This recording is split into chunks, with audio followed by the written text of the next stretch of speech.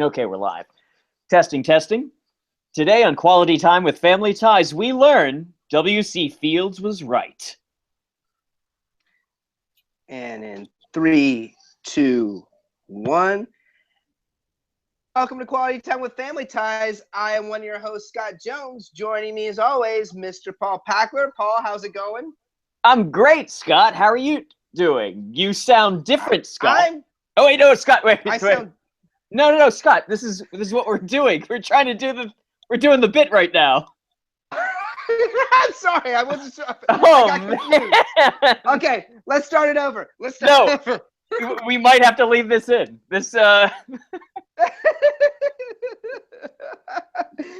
All right, so take 2. Let's see if we can do this again. So, Scott, what's going to happen is all of what you say, you're just going to remember and have Henry do it. Like, transcribe what you said and just have Henry say that. So, okay, real quick, how much? Do we just want Henry to say Quality Time with Family Ties? Yeah. So, just let's improv it and see, but don't jump, like, make sure there's clean breaks in between our dialogue. Yes. Okay. So start again. Okay. And in 3, 2, 1.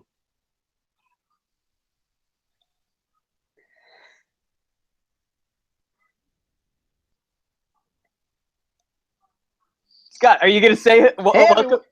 I'm trying to figure out. No, go. This is getting complicated. No, just do it normal. And then okay. And then have a long break. Then leave breaks in between you and me talking. Okay. All right. In 3, 2, 1. Everybody, welcome to Quality Time with Family Ties. I am one of your hosts, Scott Jones. Joining me as always, Mr. Paul Packler. Hi, Scott. You sound different.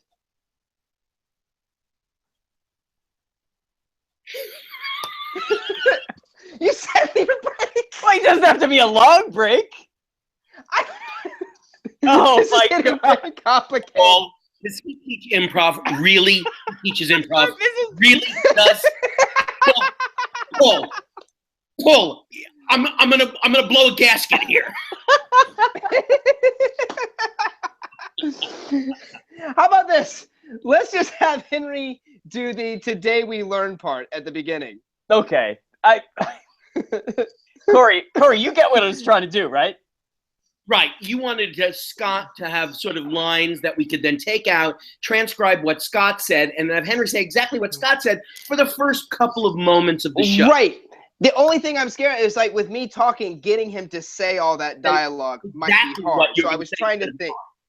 Yeah.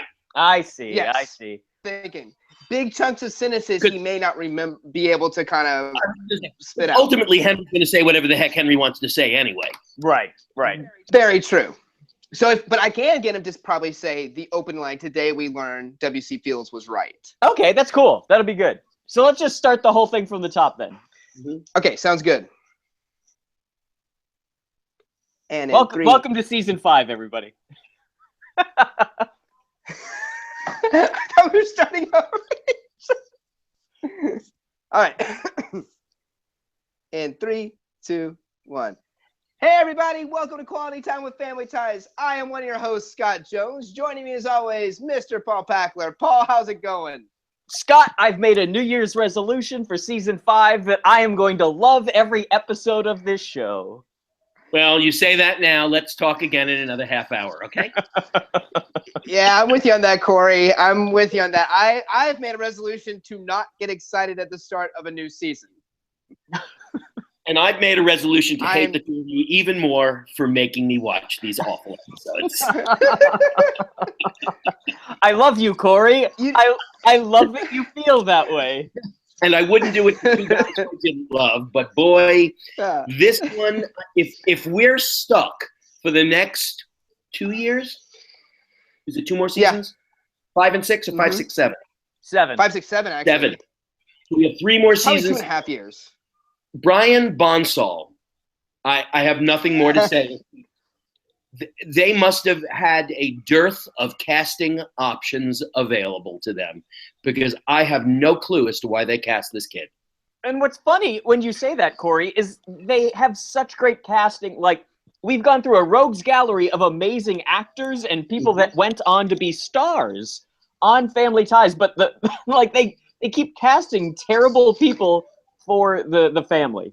I mean, now, the only thing I could say is I'm trying to think of this in context to other children actors at the time. Because with kid actors, there's two ways to go. You can go cute or you can go substance. And clearly they went cute with zero substance because the kid simply can't act. He can't say a line without looking at mommy or daddy. They have to jerry-rig the show so that they film from behind him so that you don't see the fact that his eyes aren't tracking on the actor who's talking to him. His eyes are looking past the actor at mommy or daddy standing near camera. And it's really tough. And every time he did say a line, you could tell that he was coached within an inch of its life as to how to say it. And none of the lines were actually taken within the scenes. They all had to be wild tracked. They all had to do insert shots of every line that he said. So there was nothing organic about the performance at all. It's shockingly dreadful for a child actor. Yeah. I wish I could sugarcoat it. It's really bad. Yeah, I would say, Corey, who do you think is worse, him or the Olsen twins when they went further into Full House? Because they were bad too. They were bad, and it's around the same time. It's that cutesy thing. It's where we're going to get by on cute. We're going to get by on someone who can do the job. And, it's like, hey, look, when they hired Tina Yothers, they didn't hire cute. They hired somebody who could do the job. Right. This time they went for cute, and I just don't get it. No. Here's what scares me, guys, is now that they have a cute kid, the writers have a cute kid, they're going to get even lazier with the writing. It's too easy. We've already talked about how lazy. Toss him a cute line, we get a laugh. Wow. Now, tell me, you guys probably remember this better than me. Does he get any better as an actor, or is this it? Is this as good as it gets? I want to say this is as good as it gets, Corey. I want to say he gets better because, you do something long enough and eventually you have to get somewhat better. Look at Keanu Reeves.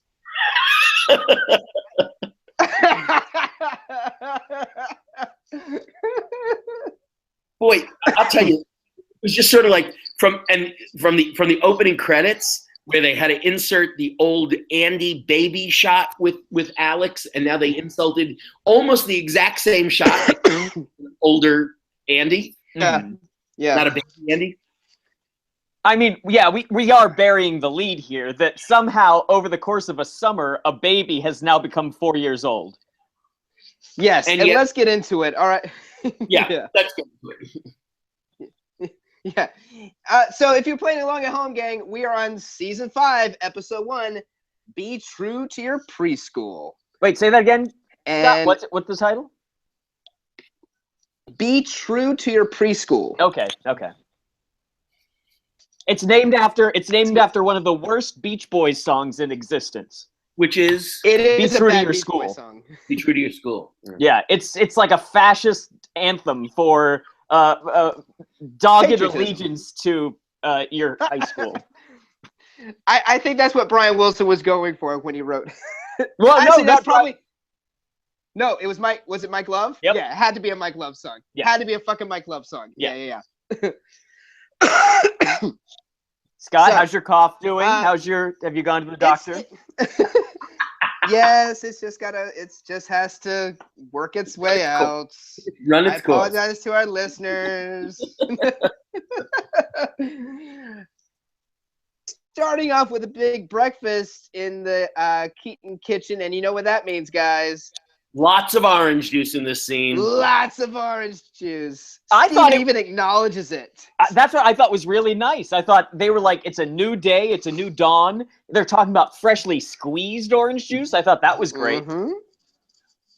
So Yeah. And then Steven starts the scene off with a really yucky speech about loving his family. It just was, it like from the very get-go, it sort of slapped me in the face with a wet towel with like, oh, Steven's getting all misty-eyed about how much he loves his family right off the bat. Jesus Christ, it was a long summer, Michael Gross.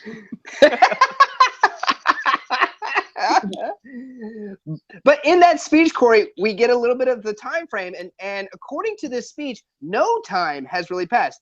Alex is a junior, freshman at Grant College, and Jennifer is going into junior high, right? That's it, right. So all of that adds up from where we last left off with the Keatons, which will kind of be important coming up. All right. Scott, are you trying to imply the fact that it's insane that everyone else has aged normally and Andy has aged 3 years? Yes. Yes, that's exactly it. That's exactly it. They start this scene off as they have late last season and as they do later on in this episode with apparently Jennifer Keaton is raising Andy. Now, later on, it appears as though Alex is raising Andy. And then we go back to another scene where Jennifer is raising Andy. The two people who seem not to be raising their child are the fucking parents. And it's pissing me off. Corey, Steven is so busy making that big breakfast and the dinner later. How is Jennifer's upstairs clothing Andrew for his first day at preschool. I don't get it. Grab a fucking Pop-Tart and take care of your child. I really don't understand why they want Jennifer to raise Andy so much. Don't understand it. In every scene, it's mommy Jennifer taking care of baby Andrew. Yeah, not since Laura Ingalls Wilder as a junior high school girl had to be like wet nurse to her sibling. Their affection for Laura Ingalls Wilder because they dressed Mallory in her clothes for the first 3 years. Yeah, maybe that's it. Maybe they're hearkening back to those early seasons. Hey, they looked at NBC and said, how come Little House gets these big fucking ratings? How can we do it? Well, we'll just channel Laurel Ingalls Wilder. That's how we'll do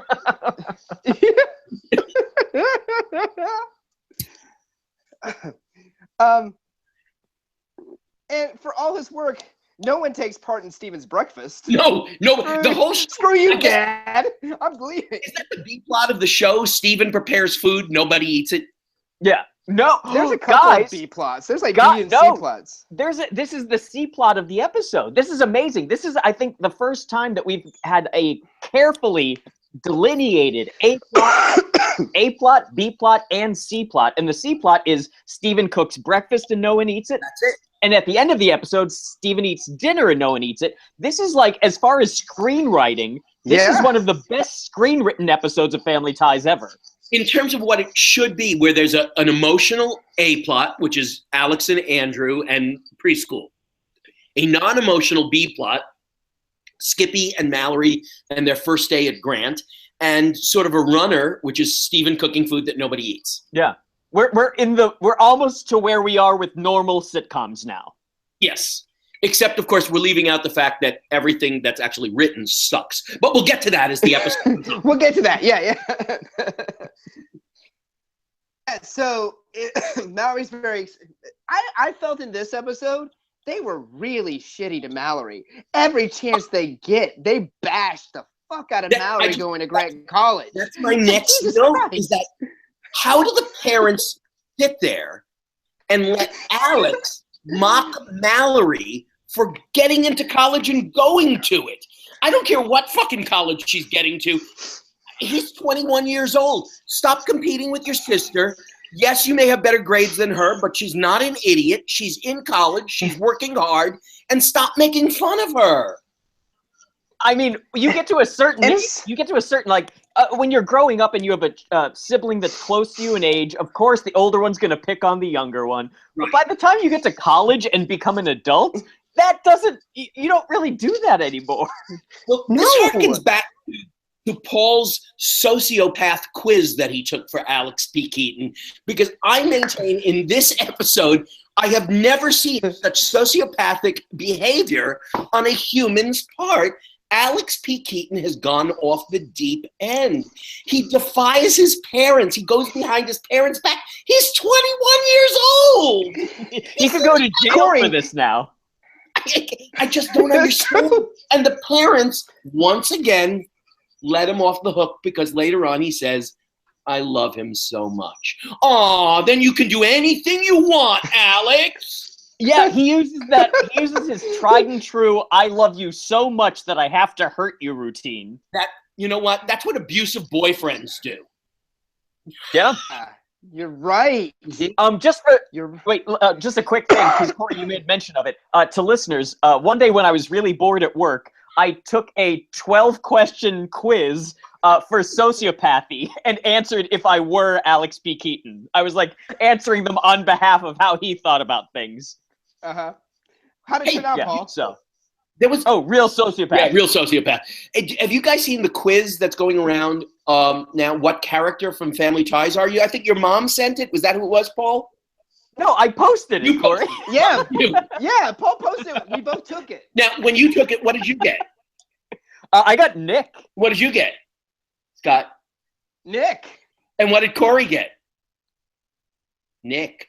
Apparently, there's nothing that you can say that you won't get Nick. No, someone got Skippy. Really? Oh, from our sister podcast, Justin Robinson got Skippy, and I don't know what his answers were. So wow, because I was sure it was like, wow. Well, I thought all three of us got Nick, and it was like, well, that's sort of weird that all of us would get Nick. Yeah. I was trying to answer. I was thinking I wanted it to tell me Steven, so I was trying to answer like Steven would answer, thinking ahead, but it still came up Nick. That's weird. And yeah, I'm surprised that we all got it. He got Nick too. My whole thing was, please, dear God, don't let me be Jennifer. Yeah. I'll be really depressed if I get Jennifer.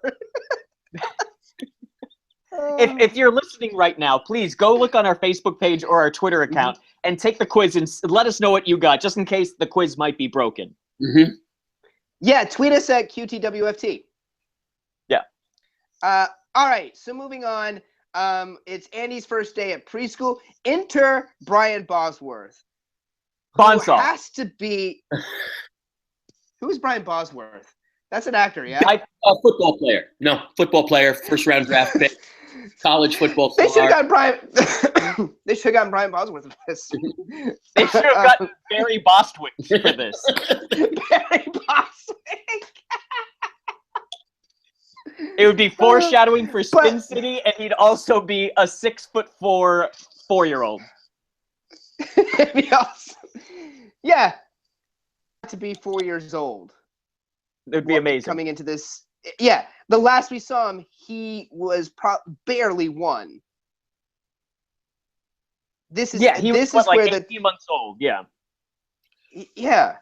This is where the insanity happens. Yeah, this is for the history of the show. This is definitely a point where I think critics and viewers were like, "Oh boy, Family Ties is kind of losing it." Like the fact, like everyone at the time was like, "What the hell are they doing? This used to be a baby, and now it's a kid."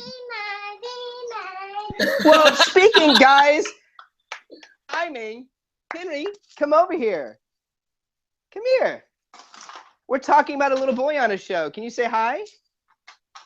Henry wants to say hey to you. He's busy with his toys. Oh no! Even he knows this episode sucked. He doesn't want to talk about it. But what's funny is Brian Bonsall totally looks like Henry. Yes, it's true. It is true. Yeah, yeah. It was a show in the 80s. Sitcom audiences really didn't give a fuck. They didn't care about anything with continuity. It just reminds me of like on Saved by the Bell, like how Zach's parents kept constantly changing and they were divorced, they weren't divorced. Like they didn't even care. Right. They just wanted to put a cute kid on this show. So it's Andy is dressed just like Alex would dress for preschool. And he even asked Alex, does this tie go? Yeah, Michael J. Fox and Brian Bonsall are wearing the same outfit. They're like matching right now, so. Right, which you know is going to be a running thing for the next 3 seasons. And that's fine. At least they've given Andy something. Cute. Yeah. Yeah, yeah. So everybody, basically, at the end of the scene, everybody's going off to their prospective schools for the day. It's a start of a new year. And then we cut back to later that day. Alex is coming home, and he wants to know how Andy's first day of preschool went. And Jennifer is there basically saying he's taking a nap. Alex called the school like several times to check in on him, and every time was a nap time.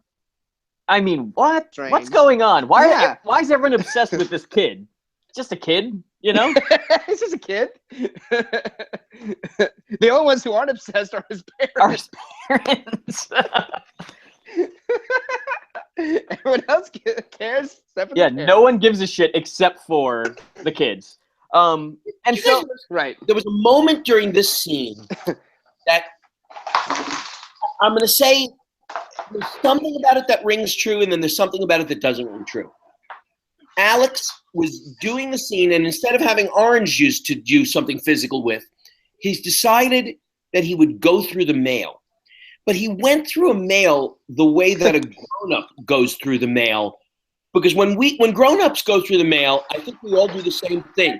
Junk, junk, bill, junk, junk, bill. I think that's what our mind separates into junk and bills. And Alex was going through the mail more like an adult. Now, I remember when I was a kid and I would wait for the mail to come at home, like there was something for me in the mail. But I would not go through the mail looking at it like junk and bills. I would go through the mail looking for what's for me.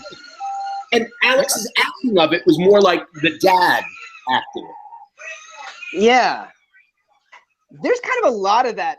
You guys hear a little rumbling in the background? That's Henry playing with It's pretty loud. I couldn't hear what Corey was saying. Is it that loud? Corey, could you just repeat the last thing that you said? He looked like more like an adult going through the mail than a 21-year-old kid going through his parents' mail. Totally. And what kind of mail is Alex going to get? He doesn't have any mail. That's the whole thing. Right. The whole thing seemed like Alex was pretending to be the parent in this episode. Everything about it was Alex pretending to be a parent. And since he's got 2 perfectly good, perfectly capable parents there, it's insulting. And only at one moment does somebody have the balls to tell Alex, stop being his parent. You're his brother. Yeah. It's so... And that's the thing that's so weird about this episode is that the track of the A story is that Alex starts to ingratiate himself into how Andy is going to be raised. And it's just really odd. It's, once again, no human acts this way. And the parents, no human acts the way of just letting that go by without saying something. Right. You say, hey. And there's that, Here, wait, Scott, can you go into any other room? I'm trying right now. Okay. You wanted Henry, you got Henry. Yeah. And he's calling me. Hey, Paul. Well, there's also that incredibly weird scene later where he tells Steven, like, you guys got Mallory, you got Jennifer. This one's mine. What the fuck? What's going on with Alex? Why does Alex even care? He's 21 years old. Well, remember, he wanted a baby and he helped the girl with Lamaze a few episodes ago. That's true. Yeah, he has. I don't know either.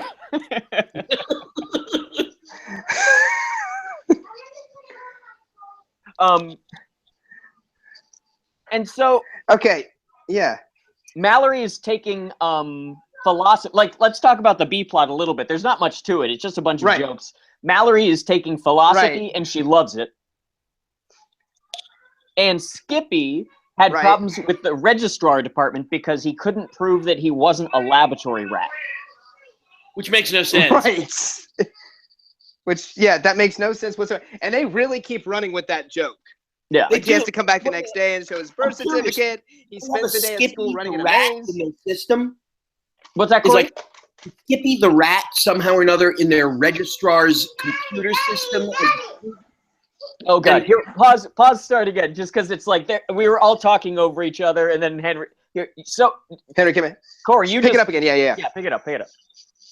I'm curious as to how Skippy can be confused with a lab rat. Do they have a lab rat in their registrar's computer system named Skippy? Is that what's happened? Is Skippy Handelman the name of their laboratory animal, and they're confusing the real Skippy Handelman with Skippy the lab rat? It makes no sense. And that they have later on, Skippy is running through mazes and eating cheese. Do they have human-sized mazes? And it's a college. Aren't they intelligent? Can't they go, clearly, this Skippy can't be the same as our Skippy the laboratory rat. Right. This is a person. Yeah. Moreover, why are they registering rats into their system? Like, doesn't make any sense. Surely a rat can't fill out a FAFSA form. So there's something else in this scene. There was a moment in this scene also as a parent that I have to say makes no sense. And it was a staging thing on the director's part. After Alex goes through the mail, the girls leave to go out together somewhere. Where were they going? Going shopping at the mall. Right. Mallory and Jennifer are going shopping. Mm-hmm. Just as they open the front door to leave, Mom and Dad come down the stairs. They look, they see their two daughters leaving, and they don't ask what parents ask, which is, where are you going? You know, when my kid goes somewhere, I like to know where he's going. Now, nowadays, I've got a phone, and I can call him if I miss that opportunity to ask the question. But in 1985, there were no cell phones. So if you don't ask where you're going, you have no idea where your children are. Yeah. Makes no sense to me.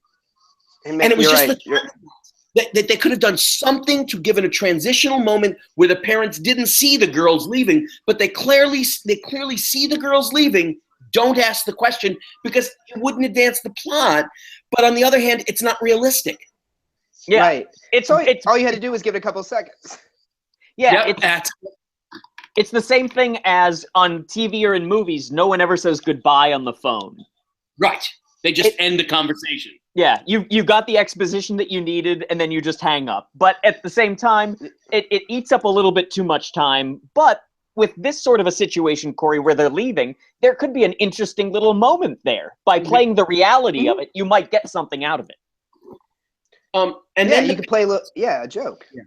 And then Mom and Dad talk about preschool, but not Andy, right? Is that what goes on here? Is that Elise and Steven start talking about the preschool with Alex? Yeah. Mentioning that, they specialize in sharing time. And that's when Alex makes his Karl Marx preschool joke. You know, sharing, of course, is socialism, obviously. Right. And also, a thing that Michael J. Fox does, he's 21 years old, and Alex P. Keaton puts his shoes up on the couch. What in the fuck are you doing? I love that you noticed that. Yeah, I didn't notice that. He sits like that with his shoes on the couch? Yeah, he like crouches like he's Gollum or something.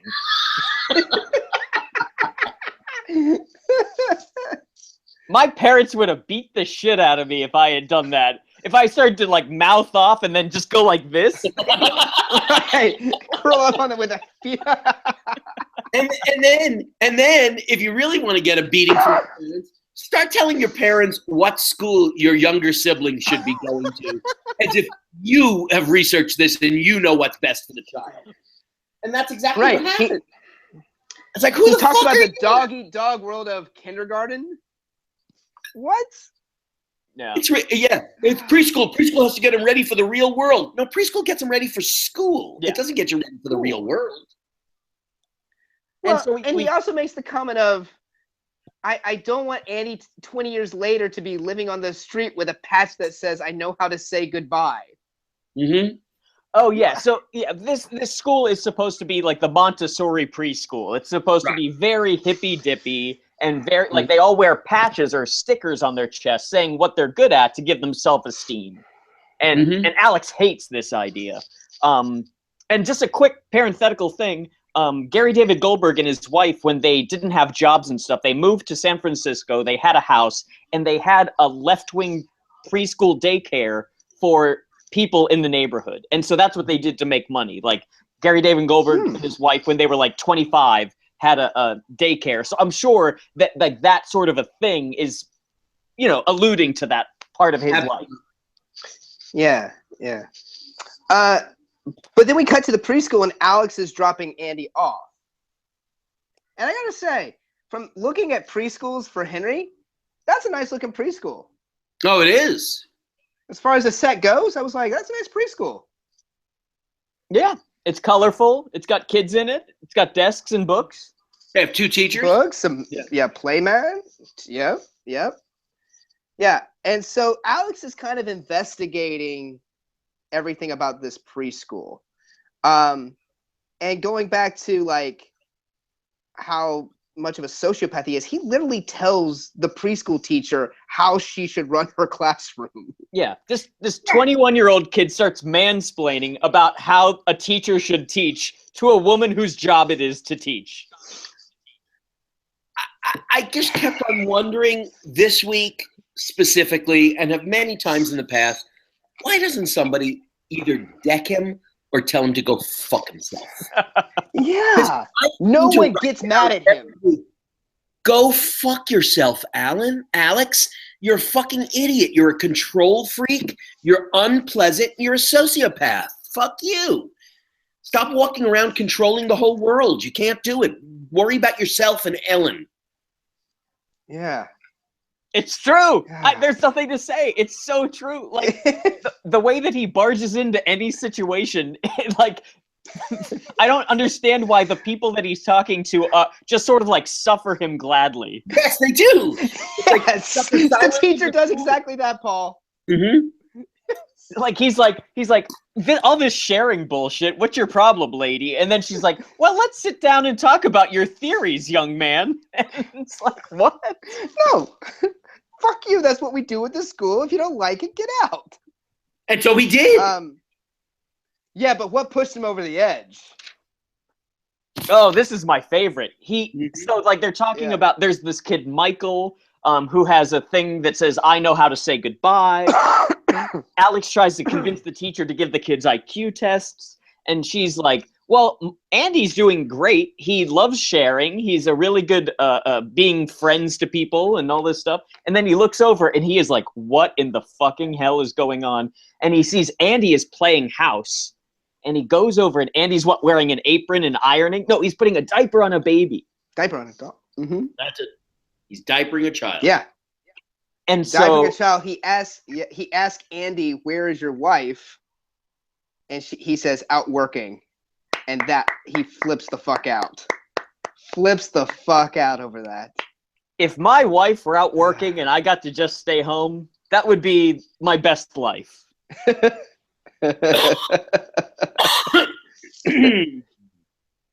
Well, just the shock over Andy diapering a doll too.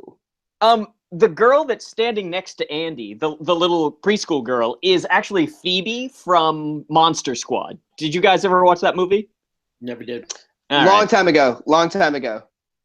It's sort of like I think it's on Netflix. It might be. It's a Goonies ripoff, or it's like after Goonies came out, it was like a group of kids, and Stranger Things is kind of based on it too. But in Monster Squad, it's all of the Universal monsters: Dracula, the Wolfman, the Mummy, Creature from the Black Lagoon, all go to this town, and a group of kids fight them. So. Yeah.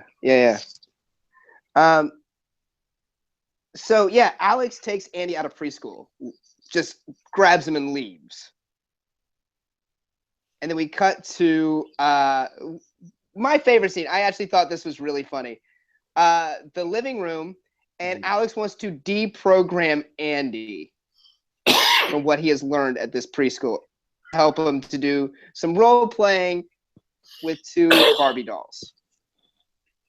Yeah, so Alex has entrusted this job to Jennifer, and he brings out a little dollhouse thing, and he has a Ken doll, and Jennifer has a Barbie doll, and they do a role-playing game of the husband coming home from work, and Jennifer just keeps calling him out on his bullshit, and it's amazing.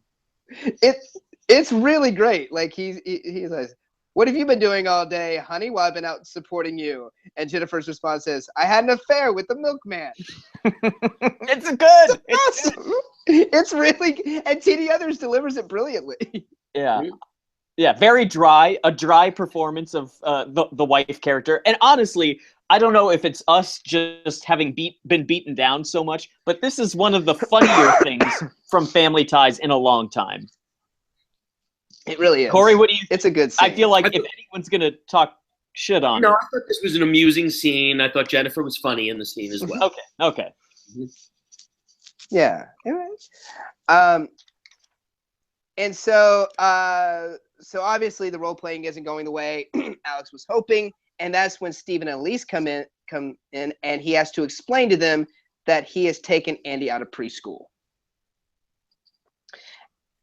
And then it's just this. What follows is just insanity, because he's almost making a plea that he wants to raise Andy. Yes. The way he sees it. Like, you don't get to be parents, it's my turn. And they even have to tell him, Stephen even has to tell him, we are his parents. Which, you're right, is the actual definition of insanity, that he's doing this.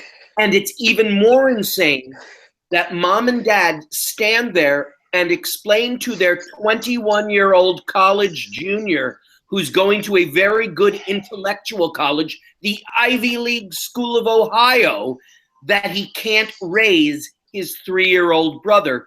We had him, so we'll raise him, thank you very much. That's insane that they have this conversation. And that a 21-year-old wants to do that. He's got his own life.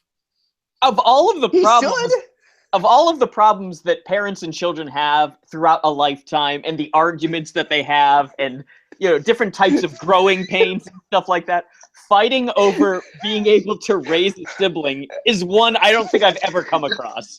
Never thought about it, not once. No. I honestly, I was thinking about if we're talking that, let's say Alex is 20 and Andy is, we'll say 3 for sake of an argument here, right? So there's a 17-year age difference between Andy and Alex.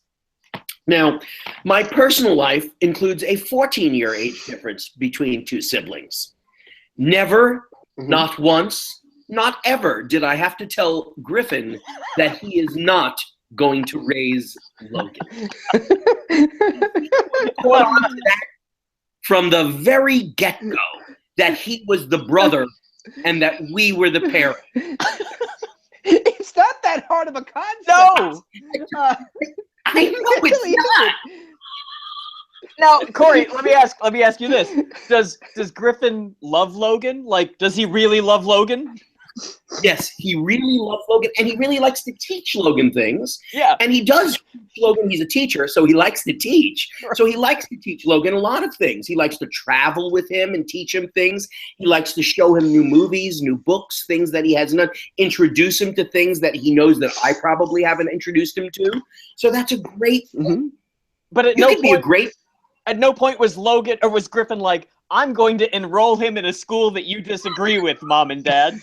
Right. As a matter of fact, Griffin's first teaching job was at Logan's preschool. Oh. That's when he learned that he wanted to teach. In his last year of college, during the summer, he got a job as an intern at Logan's preschool in Logan's last year of preschool before he started kindergarten.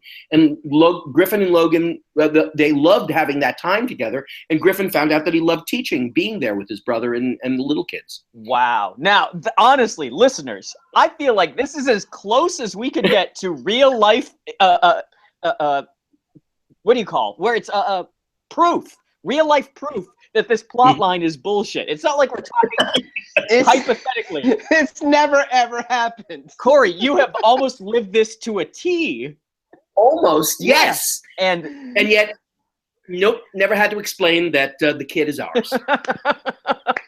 You know what you say to a 21-year-old? You want your own kid? Go make one. Right. No, Corey, the first thing you say is, you're 21. Why exactly? I'll support you if you want one. But why exactly do you want to be a father at this point in your life? You're 21. What's going on with that? What kind of void do you have in your life? Yeah. Now, at this point, we have to start asking, maybe, do you think that because Alex had that crush on Lorraine in season 1, and she had a daughter, do you think that it's possible that he has some sort of arrested development where he thinks that, like, sex and love and having a child goes along with everything? Wow. It could be seen as a sense of accomplishment. He has to have a and child. he's very competitive. Like, well, it's just like climbing the ranks. You know, I'm in the best school. I got the best girlfriend. Gonna have the best kids. You know, like, and the sooner he achieves those things, the better he is. That could be it. I think we've stumbled upon something. Yeah. We've analyzed Alex Keaton's lack of something. Yeah. All right. So, basically, you know, Stephen and Elise have to talk Alex down. It's like, look, we're raising him. These are our decisions. We want him to go to this preschool. And we cut to the next day. Alex is dropping Andy off back at preschool again. Here. And he's where's the commercial break? Did we miss? That's a good question. Let's just take it. Yeah, we missed our commercial break. It was after the living room scene. All right, well, let's just take a commercial break, and then we'll be back at school. We'll be right back. And we're back to school, like Rodney Dangerfield. Yeah, but not nearly as funny. No.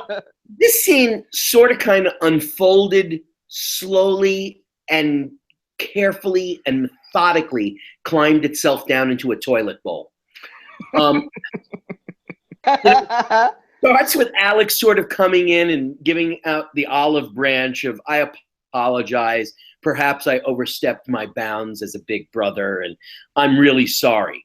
But the minute he had the opportunity to take over that little circle, the minute he had the opportunity to start talking about taxes and Reagan and this and Republicans, like, oh my God, stop. Yeah. He only cared because he found something he could relate to. Right. Yeah, so what happens is the other teacher, not Mrs. Kluger, the main teacher, is having a circle where she's teaching the kids about how to run a business, which, if this is like a hippy-dippy sharing thing, I don't know why you're teaching children about capitalism. That would be the last thing that you would want to teach them. I don't think any preschool would do that. What is the point of teaching a child how to run a business? Yeah. The closest you get to that is, hey, you want to play grocery store? Let's play grocery store. Yeah, here's food. Yay. Okay, yay. Let's start a business. Half the kids are going to be, what the fuck is a business? And you know what, Scott? You're watching all the extras, all these kids, and they are bouncing around bored as fuck. Yep. Because they don't know. They're just in their mind. They're excited for the part where they get to jump on top of Michael J. Fox. Exactly, as we all They're waiting would be. for that moment. Yep, as we all would be. So yeah, Alex kind of sees his moment here as the teacher is starting to talk about a business, and she's like, "What should we sell?" And one little girl raises her hand and says, "Turtles." And like, that's a great idea. And they cut to Alex, and he's like, the turtle market has been decreasing since '81. There's a turtle market? Yeah. Alex knows. Yeah, of course. Goes away for free, and that's when Alex can't stand it anymore. He has to jump in. Yeah, now he's going to teach them how to run a business, and all the supply and demand, and getting disposable turtles and soup turtles and right. he's teaching them to run actually a scam business by making 70% of the turtles disposable turtles that are going to die the moment they're brought home. Yeah. And then he's like, we're going to need a store manager. And he's like, well, how about Andy? Because in capitalism, nepotism doesn't follow far behind. Of course. You got to have that. Is that in Washington right now? Yeah, right. You think? I think the turtle business is going to have a blind trust, and Andy's going to run the blind trust, so you can trust him. Which really isn't much of a blind trust if your little brother is running the blind trust, is it now? No. Right. Because they could call it a blind trust, but you're not blind if somebody's going to call you and tell you what's happening all the time. Right. Yeah. Oh, and guys, that just brings me to a point. I want to welcome all our listeners in Moscow now who are just tuning into our show. Welcome to our broadcast. So at this point, welcome, comrades. I don't know how far along you are if you've gotten Family Ties over there, but thanks for listening. And I just wanted to tell you, all of you listeners from Moscow, in celebration of you joining us, I am going to pound vodka this evening. Oh. Yeah. Is that in celebration of, or is that just normal Saturday night? It's just a normal Saturday night. I'm going to get loaded later. There you go. So yeah, and the most gut-wrenching part of this scene is a liberal-eyed, long-toothed monster, and the only way to stop it is a Republican, and he asks all the kids who wants to be a Republican, and they all jump on top of Michael J. Fox in celebration. The beginning of the end of America right there. Yeah, it started there, really. I believe when that scene is played on a loop and Mitch McConnell beats off to it. Yeah.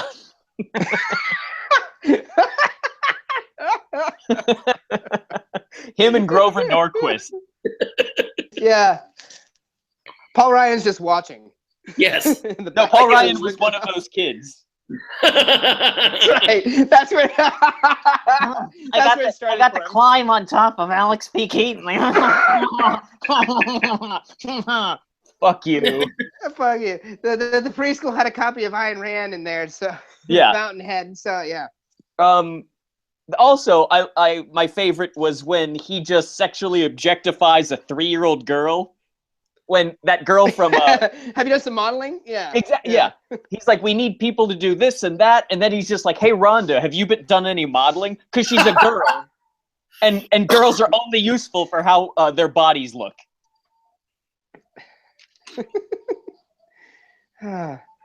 Yeah.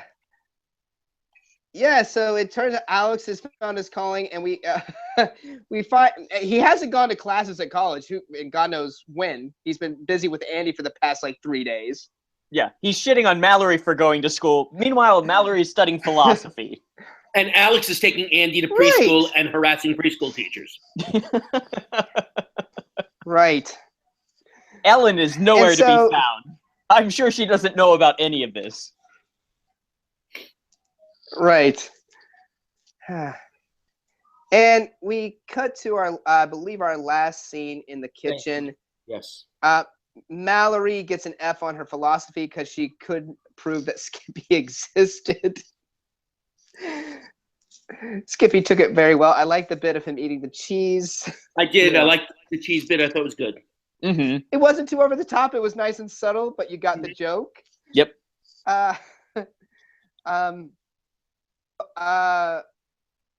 He tells Alex has Elise that he's going to be Alex has the report cards. He has his and Andy's report cards for the day at school. Yeah, he got a report card. Andy got a better report card than Alex. Yeah. And he's going to be a guest speaker once a week. That's just what the school needs. Yeah. It's not going to be hippy-dippy for very long if they let Alex speak once a week. Yeah, it's like how Campbell Brown is now running the education or whatever for Facebook. It's like, hey, let's bring in the worst person possible. Or our Secretary of Education, DeVos, bringing her in, who right. public education. Bring her in. Right.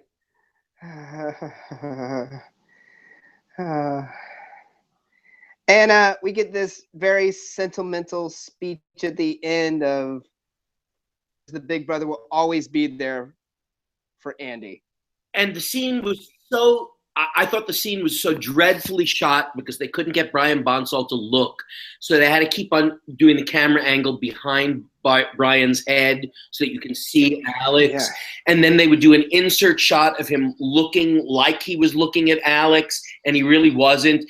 And then at one time they had some weird cut at one point where he had a smile on his face in the insert, and then they go back to the master, and of course he doesn't have a smile on his face on the master. So you can see they're chopping this up to bits to try and get it to work, and it just doesn't work.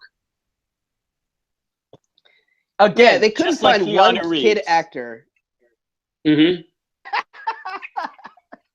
A lot of insert with Keanu Reeves movies. Yeah. Mm-hmm. And gentlemen, that is the start of season 5 for us. Well, I thought it was a fantastic episode. Oh, that's right. You're being positive this season. Right. Okay, I'm going to be positive too. I think things are really looking up for Family Ties. I look forward to seeing more of Nick and Ellen. I look forward to seeing how Brian. It's going to be a great year. It's going to be a great year. I'm really looking forward to it. Yeah, it's just so exciting to see a new life being brought into the show. Yeah. I love all the. I love all the new options for punchlines. I think that Andy is such a great dynamic character. Mm-hmm. Couldn't agree with you more. If anything, it keeps getting funnier. And we still have Principal Schulte to look forward to, and Bobby Costanzo. I'm sure will stop by this season too. It's gonna be great. It would be amazing if in like 2 episodes, Andy was now 19 or like 17 years old, and he's in high school with Dr. Schulte. Mm-hmm. It'd be great. Schulte never dies. Yeah, and Andy is just like Jack. What's that Robin Williams movie? He just keeps aging really quickly. and Schulte is immortal. That would have been awesome. He's a werewolf or a vampire. He just doesn't age.